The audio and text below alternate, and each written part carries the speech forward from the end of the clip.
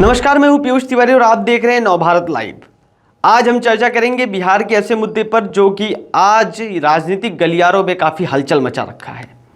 आपने विवादित बयानों से निजी जीवन को लेकर लगातार सुर्खियों में रहने वाले तेज प्रताप यादव एक बार फिर से चर्चा का विषय बन चुके हैं।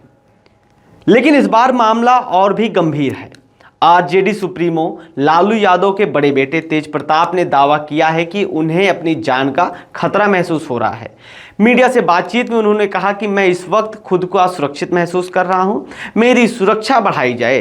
तेज प्रताप ने इस बयान के बाद राजनीतिक गलियारों में हलचल मच गई है। गौरतलब है कि हाल में ही तेज प्रताप और अनुष्का यादव के साथ अपने रिश्ते को सार्वजनिक रूप से स्वीकार भी कर लिया है। इसके बाद खबरें आई कि इस रिश्ते से नाराज होकर लालू यादव ने अपने परिवार और पार्टी दोनों से बाहर कर दिया। अब जब तेज प्रताप खुद को असुरक्षित बता रहे हैं तो सवाल ये उठता है, क्या ये सिर्फ पारिवारिक विवाद था या कुछ और गहरी सियासी कहानी चल रही है। फिलहाल तेज प्रताप यादव ने मीडिया से बात करते हुए कहा कि बिहार के पूर्व मंत्री और निलंबित आरजेडी नेता तेज प्रताप यादव ने कहा कि अभी मैं असुरक्षित महसूस कर रहा हूं। मैं सरकार से अपील करता हूं कि मेरी सुरक्षा बढ़ाई जाए। हमारे दुश्मन हर जगह लगे हुए हैं, मेरी जान को खतरा है। वहीं तेज प्रताप यादव ने अपने पिता और भाई तेजस्वी यादव के लिए पूछे गए सवालों का जवाब देते हुए कहा कि पिताजी को मेरी शुभकामनाएं और उनको मेरी भी आयु लग जाए, उनका भविष्य उज्जवल हो, तेजस्वी जी आगे बढ़े, बिहार के मुख्यमंत्री बने, ये मेरा आशीर्वाद है। लेकिन इस बीच इस सियासी घमासान में एक नाम आता है कि कौन है आरजेडी का जयचंद। अब बात हम जयचंद का करेंगे क्योंकि तेज प्रताप यादव ने आरजेडी में मौजूद जयचंदों की तरफ इशारा किया है। लालू यादव को एक तरह से यह सीक्रेट मैसेज है जिसे उन्होंने अपने पोस्ट के जरिए समझाने की भी कोशिश की है। अब सवाल है कि आखिर तेज प्रताप यादव की नज़र में आरजेडी का जयचंद कौन है? कौन है वो जो उनके साथ गहरी साजिश कर रहा है? पार्टी और परिवार से बेदखल के बाद भी तेज प्रताप के इस कदम में साफ हो गया है कि वह भले ही नाराज हैं, लेकिन परिवार और पिता लालू यादव के लिए उनका सम्मान अभी भी वही है पुराना। और क्या कुछ कहा तेज प्रताप ने, आगे आप खुद सुन लीजिए। जाना है मेरे निजी जीवन के बारे में लोगों ने उंगली उठाने का काम किया तो आदमी कोई बर्दाश्त नहीं करेगा ना जी। किसी के निजी जीवन में अगर आप हस्तक्षेप कीजिएगा तो कोई बर्दाश्त नहीं करेगा। जो भी प्रकलन रहा है जनता ने देखा, जनता ही न्याय करेगा। और ज़्यादा जिसको हमसे खतरा है तो हमसे फरिया लेगा। अगर ज़्यादा हमको लोग दबाएगा तो हम न्यायालय का सहारा लेंगे, कोर्ट कचहरी का सहारा लेंगे। और ख़ासकर हम बिहार सरकार से ये भी हम मांग करते हैं कि हम अभी असुरक्षित महसूस कर रहे हैं, तो हम ये कहना चाहते हैं सरकार से भी कि मेरी सुरक्षा बढ़ाई जाए, क्योंकि हमारे दुश्मन पूरी तरीके से हर एक जगह लगे हुए हैं। आपको खतरा है? हमको खतरा है, हमको अपने जान के ऊपर खतरा है। तो हमारा स्टैंड क्लियर है, हम अपने स्टैंड से पीछे नहीं हटेंगे। और जो लोग भी 4-5 लोग मिल करके मेरे जीवन को बर्बाद करने का काम किए हैं, चाहे हमारे निजी जीवन को उजागर करने का काम किए हैं, तो मैं उन लोगों को नहीं छोड़ूंगा। मैं कभी बकसने वाला नहीं हूँ। आपको तो पार्टी से भी निकाल दिया गया? हमको संगठन से, पार्टी से, घर परिवार से, हर एक तरीके से हमको बाहर बेदखल किया गया। लेकिन मैंने किसी भी लोगों को के लिए कभी भी गलत नहीं सोचा। हमेशा अपने माता पिता का रिस्पेक्ट किया है, हमेशा हमने सम्मान किया है। और साथ ही साथ तेजस्वी जी मुख्यमंत्री बने, एक बड़े भाई का पूरे तरीके से आशीर्वाद है। मेरा पूरा सहयोग रहेगा, आशीर्वाद रहेगा, वो आगे बढ़ें। चुनावी साल भी है तो तेजस्वी जी मुख्यमंत्री बनेंगे? देखिए, हमारा बड़ा भाई होने के नाते छोटे भाई को मेरा आशीर्वाद,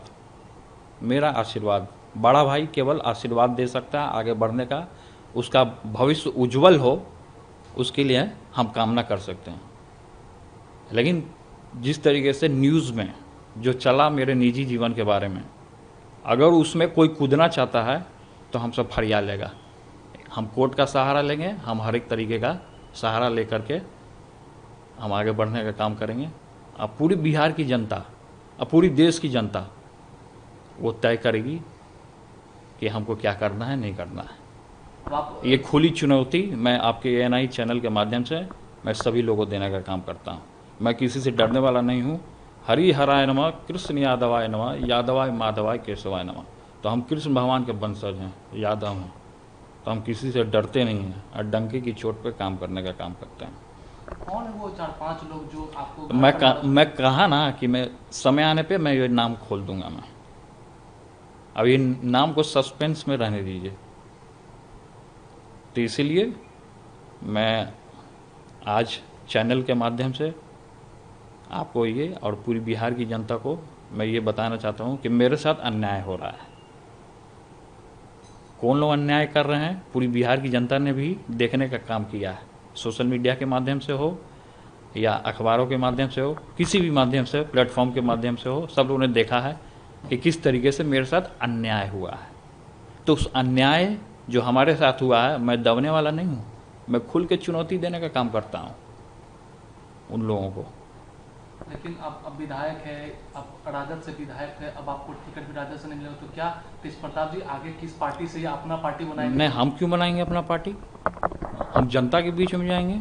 हम क्यों बनाएंगे अपना पार्टी? पार्टी बना करके लोग चुनाव लड़ता है क्या? ऐसे चुनाव नहीं लड़ता है। तो पार्टी बनाना ना बनाना वो अलग का बात है। हमारा बैकग्राउंड रहा है पॉलिटिक्स का। हम भी पॉलिटिक्स में रहे, कई एक दिन तक मंत्री रहे हैं, अभी विधायक हैं वर्तमान में। तो सब लोग जाने, तो लाखों करोड़ों जनता जब चुनता है तो कुछ सोची समझ के ना चुनता होगा, या हमको चुना होगा तो कुछ सोच समझ के हसनपुर का जनता, महान जनता, आदरणीय पूजनीय जनता चुना होगा। तो कुछ क्वालिटी या कुछ गुण देखा होगा तभी ना चुना होगा। ऐसे ही तो किसी को नहीं चुनता है। कोई भी 11 नथु गेरा आएगा, उसको हरा के भेज देगा। तो जो जनता का दर्द समझेगा, जो जनता के बीच में रहेगा, वही ना असली नेता, असली खलनायक या सब जाना जाएगा जनता का बीच में। तो तेज प्रताप जी 2025 में फिर से चुनाव लड़ेंगे? क्यों नहीं लड़ेंगे? एकदम लड़ेंगे। कोई रोक लेगा क्या हमको? हम किसी के बात में आने वाले हैं? खुल करके चुनौती का सामना करेंगे हम।